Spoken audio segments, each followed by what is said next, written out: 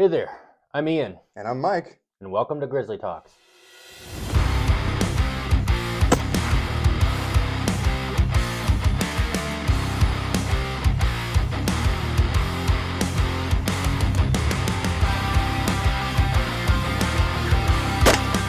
Hit.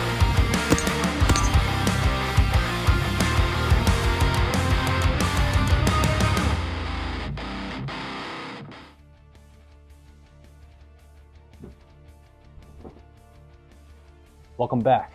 Today, we are going to make some gourmet hot chocolate. Now, you can make hot chocolate any way you want. Some people use milk, some people use water. We're going to use water today. And we're going to spice it up a bit. So, how I like to make my hot chocolate: normal hot chocolate powder. Get it at your local store, Walmart, Myers. Your grandma, she might have some. I like to do 2 teaspoons, for starters at least. We already got our water preheated, so we are good to go.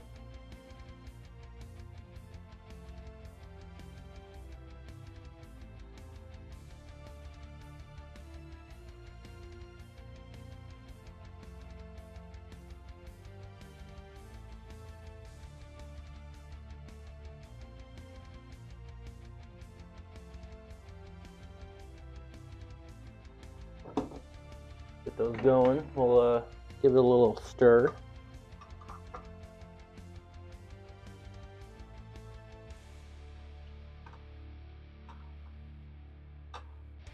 The key is to have your water really hot. Helps get rid of the powder faster. And because we are going to make these spicy, we are going to use some of the Mozart chocolate cream. It is one of my favorite chocolate liqueurs. It's 17% volume on the alcohol level. It's got a nice, smooth, rich flavor to it. This one's not as bad. It's got more of an alcohol flavor to it. If you want something smooth and delicious, I'd go with the Mozart.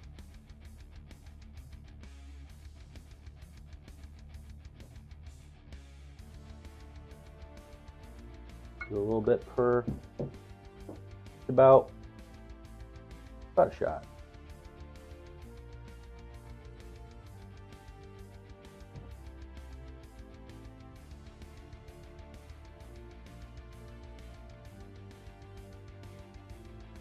Make a mess while you're at it, because we're here to have fun.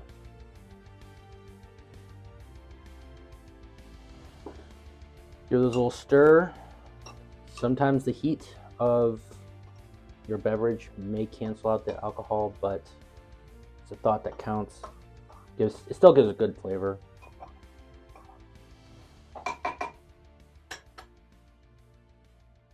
We're going to garnish ours.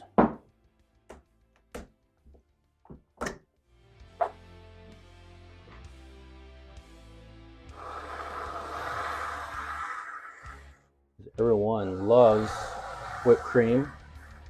My dogs hear that and they're like, ooh, party time, because they love whipped cream. We'll have to give some later.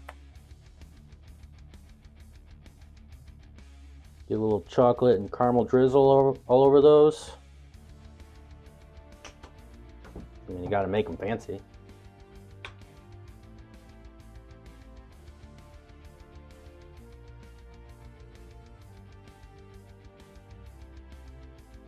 There you go. Got yourself spicy hot chocolate. From yours truly, the Grizzly Bar. Give this one a little taste. Might burn my mouth, but hey. Delicious. Hey, welcome back to Grizzly Talks. Today we're talking about plate carriers and the plates that you put inside of them. So Ian and I just picked up a new set of armor plating, level 3, and I'm going to let him kind of show it off and tell you guys where he got it from, and we'll go from there. Alrighty. Predator armor. Sorry for your guys' algorithm. if I say that word, it will now show up in all of your feeds, Facebook, Instagram. Well, it does mine at least. Same. But I got these from Jay's Sporting Goods up in Clare. I really recommend going up there. They have a wide range of stuff from clothing to, armor plating, good range of firearms, optics, archery, fishing, you name it. It's just a great place to be. Everyone treats you like family there. I've enjoyed it, been going there for a while. And for those who are extra military, they have a surplus store right next door. But yeah, these are Predator armor, level 3A. And yeah, heavy duty, pretty heavy. Mike, you said they were about 7.5 pounds? 7.5 pounds. And just a quick correction, I do believe these are level 3, not level 3A. Okay. The only difference there is just in some of the calibers that this will stop. I believe this is rated up to and including 7.62, but it'll also stop certain rounds like 30-30. You said 30-06 is definitely on the list. But 550 green tip rated at some of the higher levels. This is definitely going to stop that. Ian mentioned that they are 7.5 pounds a piece.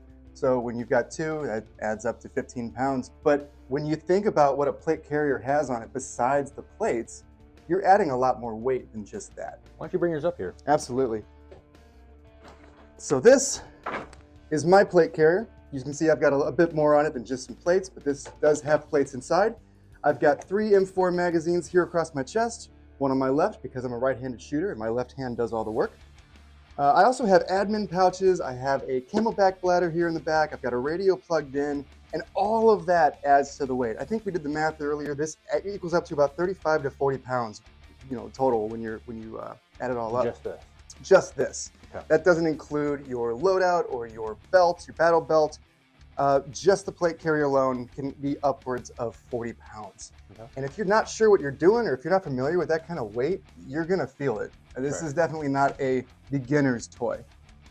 Now, this one is more civilian. The plate carrier that I received when I was in the military was definitely a bit more heavy duty. It had side plates, it had a growing plate, it had other accessories to it as well.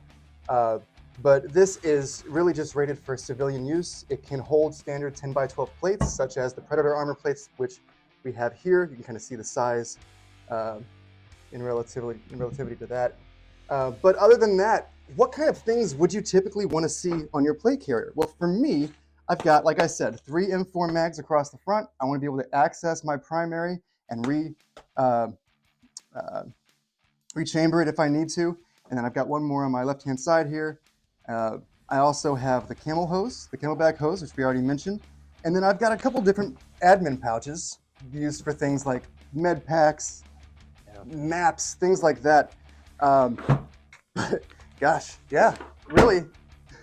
Sorry for the wait. Yeah. And the only other way that I've got this hooked up specific for me is I have my single point sling kind of draped across both of the shoulder straps so that the weight is more evenly distributed, and it's the plate carrier itself that's doing the work. Gotcha.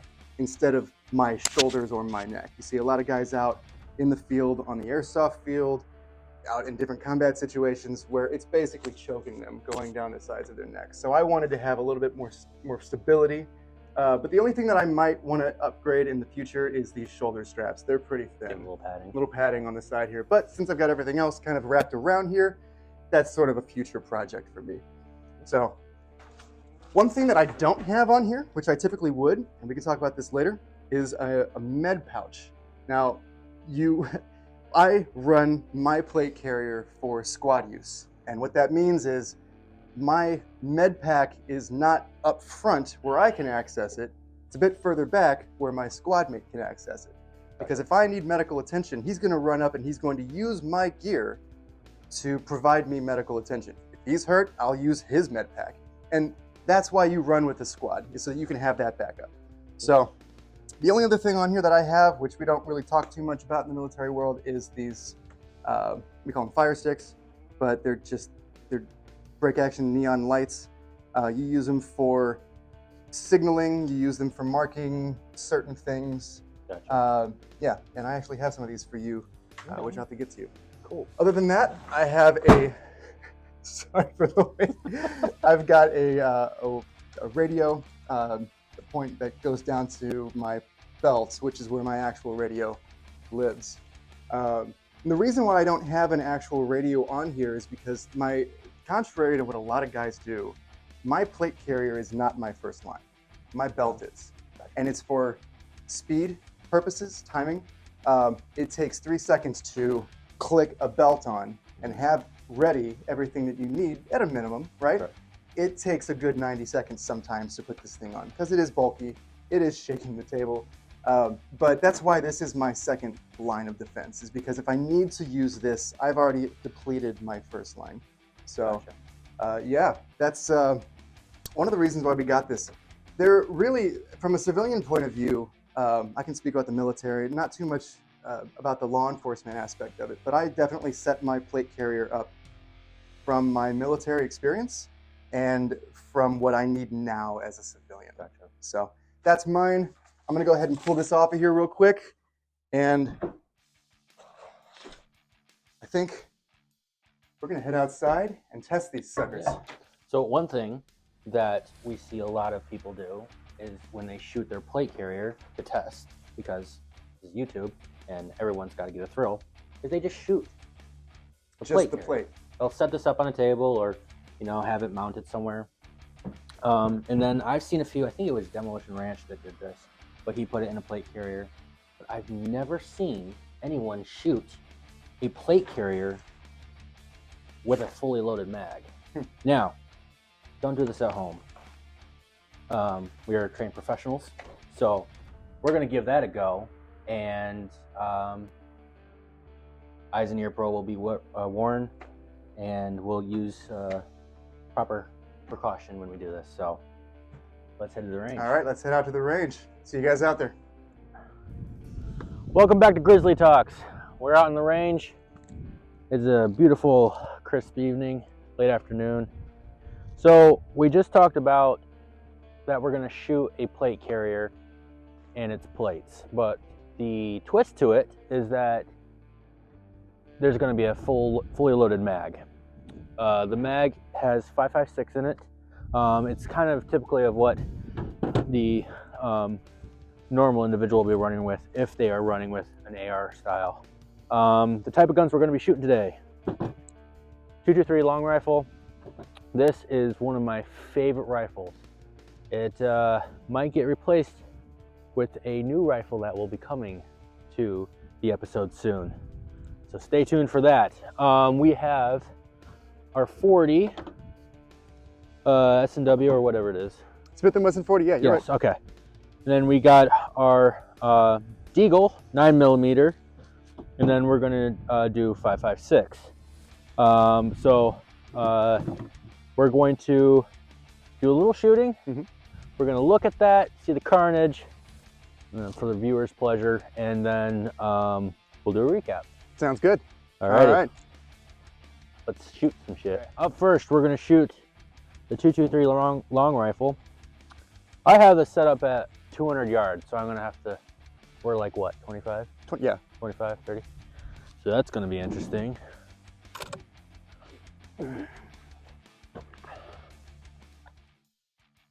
As always, eyes and ear pro.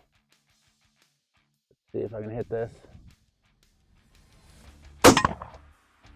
Nice, direct hit. All right. We've got some smoking. That's a good sign. That's a good sign. We'll send another one downrange just for fun. We're gonna shoot the top, center. Hit. Alrighty. So that's 223. We'll have to pay attention to where all the rounds are going. Yep.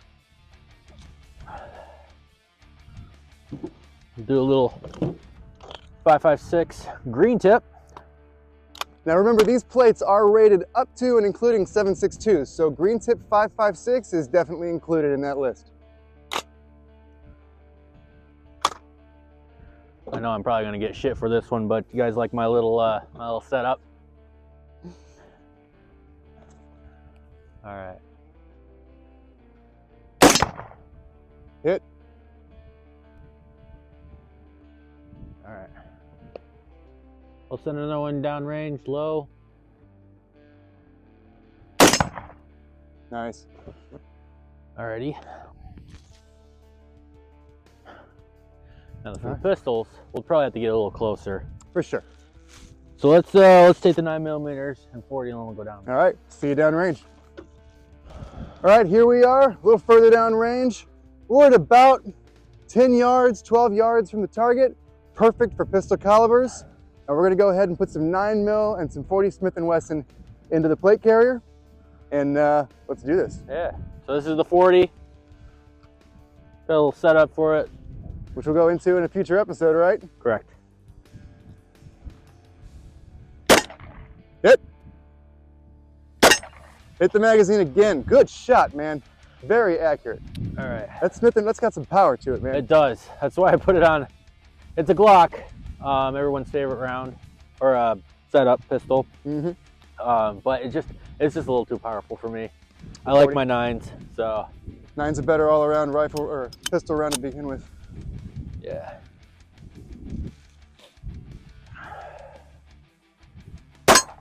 Hit.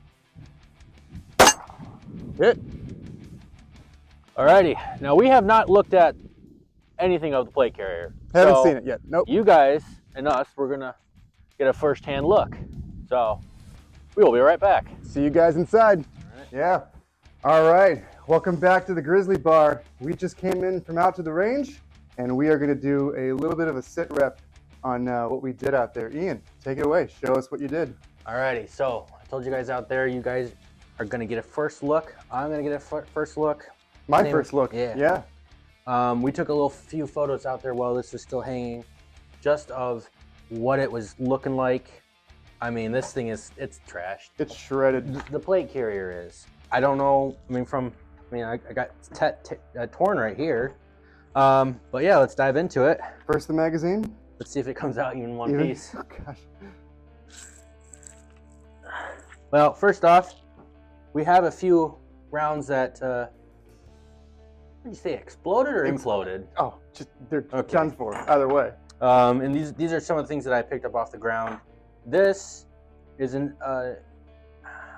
I want to say it's spent, but it just doesn't have that normal mushroom effect from a normal shot round. Right. So, see, I feel like one of these probably go together with this, and you basically just shot the actual round out of the cartridge. That's what I'm thinking.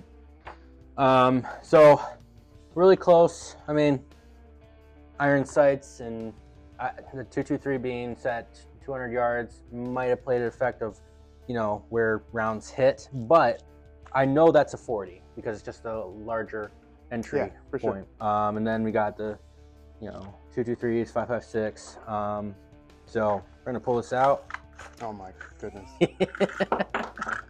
I mean, it's just, that's toast. I mean, but that gives you a good first view of what happens if you're actually out in the field, you're in the shit, and you're getting shot at. I mean, here's some lead, here's another spent round. We're gonna, this is just.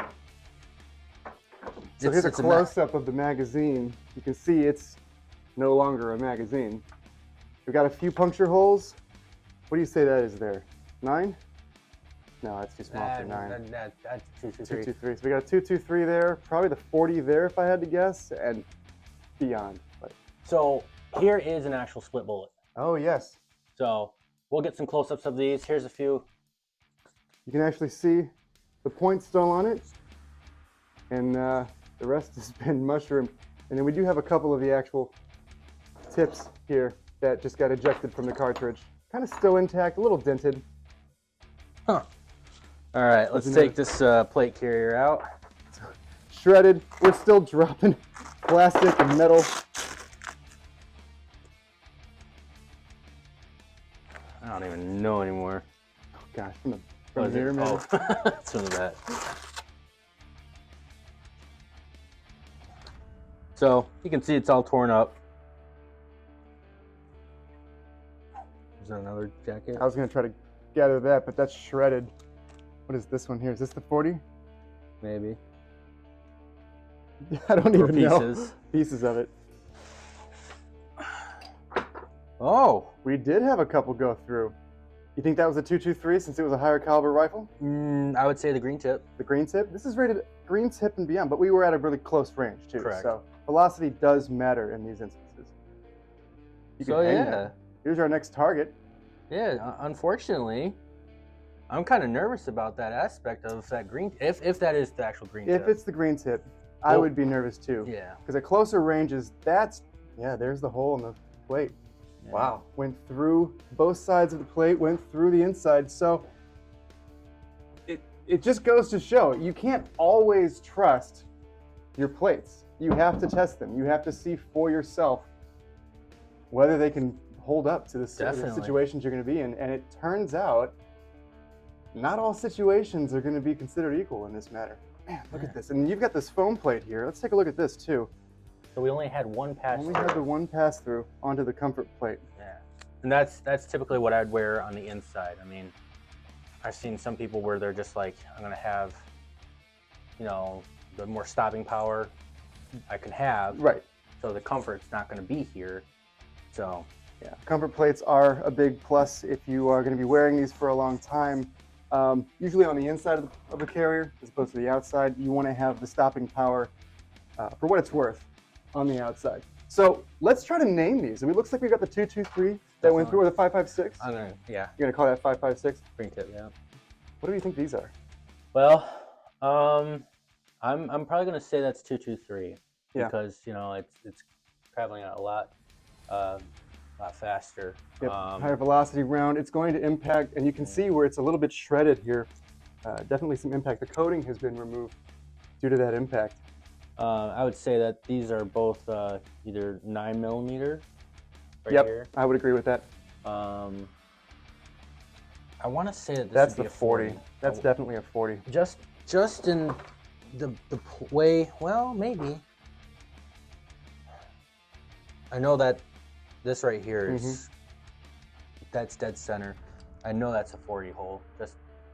I've shot a lot of 40, and that's familiar with it. Yeah, but this, because it's a green tip, and that's up here, this shredding so much, Man, that is completely shredded. You can put your fingers through that. You can put your entire hand through that pretty much. Yep, see? First look here, guys. Oh, yeah, just love. Man, so we got a mess here that we got to clean up, but this is a little bit concerning. I am going to say so myself. In the future, we will probably try level 4. Yeah. I don't typically trust level 4. Well, I trust level 4, but the weight to protection ratio just isn't there for me. I'd rather have. They are quite a bit heavier. However, as a CQB guy myself, if I'm going to be in close quarters and up against individuals who have this caliber 5.56, law enforcement sometimes carries that in the more SWAT-oriented type deals. I personally like to use higher caliber rifle rounds such as this. I would not want to see what a 7.62 up close would do to this thing. So I guess it's safe to say, in this instance, we did not survive this firefight. So stay tuned in the future. We'll have more for you. This is a level 3. So this is not a 3A, which would have made more sense since a 5.56 went through this if it was a level 3A, because those are a bit softer. But this surprises me. This really does surprise me. Predator Armor does a really good job with their armor. It's very highly rated. They use a third party to test all of their plates. But this is very interesting. So leave a comment down in the comment section below and let us know what you think about this. We'd love to hear your thoughts. Alrighty, that's it for the Grizzly. All right. Thanks for coming with us out to the range and experimenting with us when it comes to these plate carriers, or these plates and these plate carriers. Hit that like button, subscribe, ring that notification bell so you never miss an episode, and we'll see you next time on the Grizzly Talks. See ya.